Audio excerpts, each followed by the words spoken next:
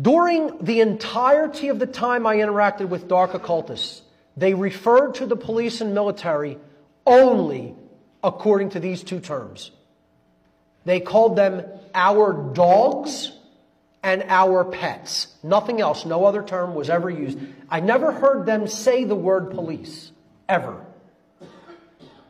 Ever. They called them our dogs. And for a long time, I had no idea what the hell they were talking about. It was like, I'm like, what are these people talking about? Our dogs. What dogs?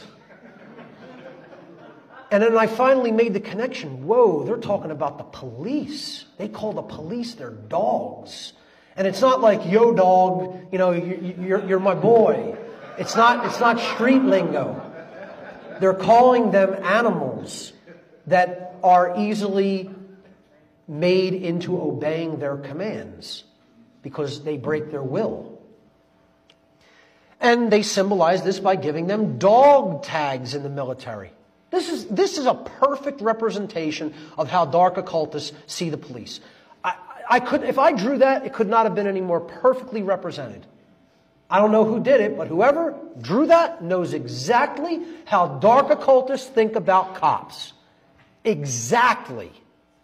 Okay?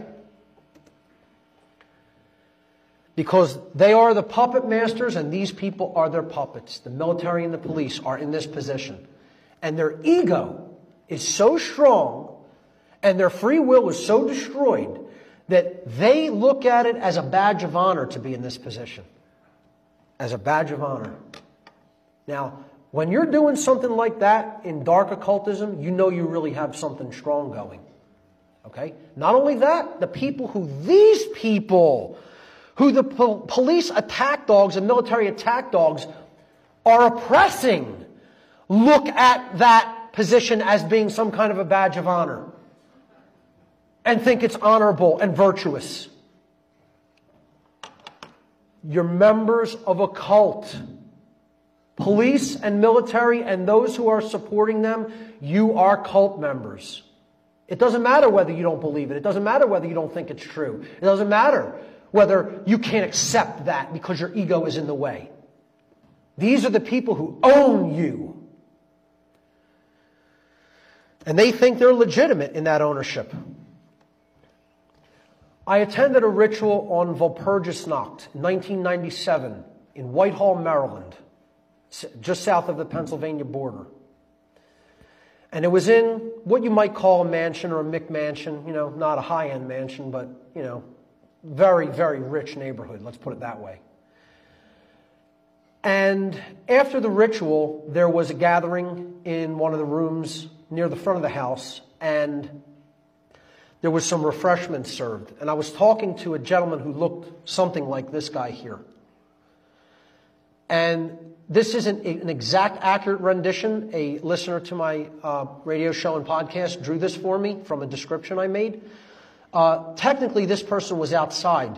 So if you look at that as a door there and he was on the other side of the door, it would have been much more accurate. He was guarding the ritual house, a member of the police. And again, Jay told you stories about the police operating in art and basically being aware of murders that were being done in their district and basically saying, you know, better luck in the next life, kid. We know who's running this place. They're our bosses. They sign our paychecks. So you're shit out of luck. You know? They got a police officer to actually guard the ritual house on this high holiday of the satanic year. Technically, he would have been on the other side of a closed door here, but it was a glass door. So you could, well, it wasn't a glass door. There was a big window there, and the door was closed and locked. And he was on the outside of it on like a patio. But you could see him through the door.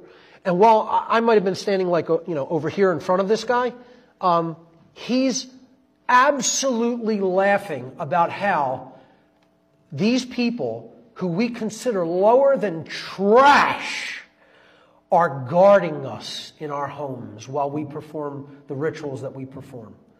And here's what his laugh sounded like.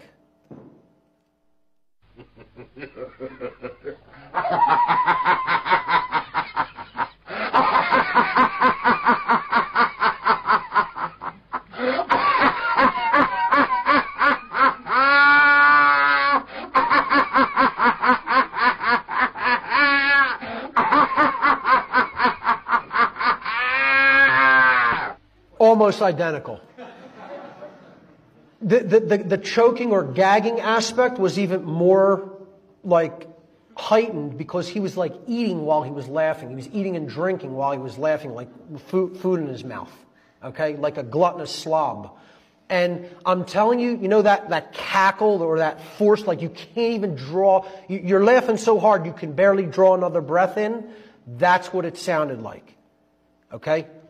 This is what these people think of the police. And you know what? Can't say I blame them. I think about them the same way. They're that big of a joke. You would enslave your own kind. What bigger kind of a joke is there? What kind of lower form of life is there than that? You deserve to be laughed at like that.